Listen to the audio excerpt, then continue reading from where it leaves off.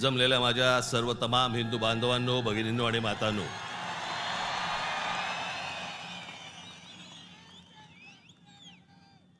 सर्वप्रथम मी आपणाला सर्वांना गुढीपाडव्याच्या मनपूर्वक शुभेच्छा देतो।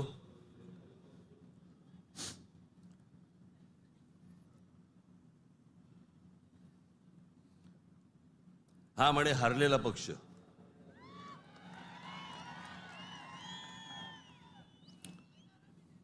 झालं, निवडणुका संपल्या, सगळ्या गोष्टी झाल्या, पण आज गेल्या निवडणुकीमध्ये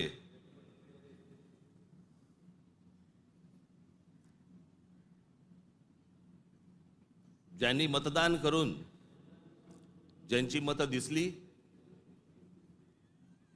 त्या सर्व मतदारांचे मी मनपूर्वक आभार मानतो।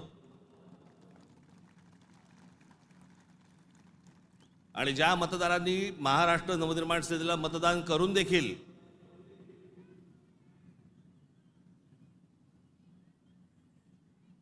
इलेक्ट्रॉनिक मशीन मध्ये ज्यांची मतं दिसली नाहीत त्यांचेही मी आभार मानतो। निवडणुका कशा झाल्या, काय काय गोष्टी घडल्या, मला असं वाटतं याच्यावरती माझं बोलून झालेलं आहे। आता जे झालं ते झालं, आता हे बघायचं त्याच्या पुढचं। सगळे वेळ काढून आलायत ना, बरंच बोलायचं मला।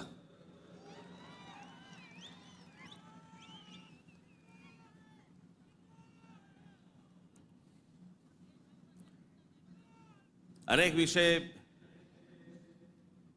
निवडणुका झाल्यानंतर अनेक विषय झाले, अनेक विषय बोलले गेले।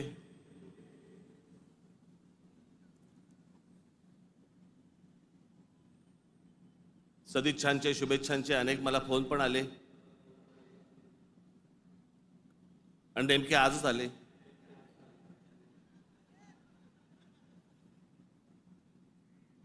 आज का आले याचे अर्थ मला समजतात, जरा जपून।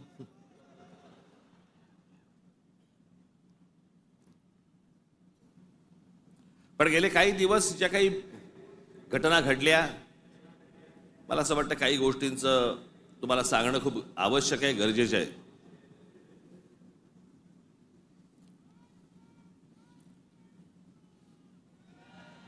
त्यातला पहिला विषय म्हणजे कुंभमेळा। मी त्याशी म्हटल्याप्रमाणे ते आमच्या बाळा नांदगावकरांनी पाणी आणलं आणि मग मी त्यांना सांगितलं मी आणणार मी।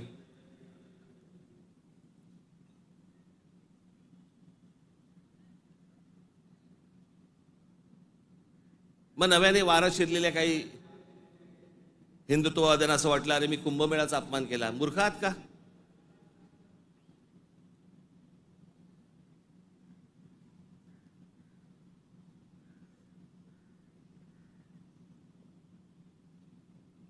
ते आमचे नयन कदम जाऊन आले तिकडे।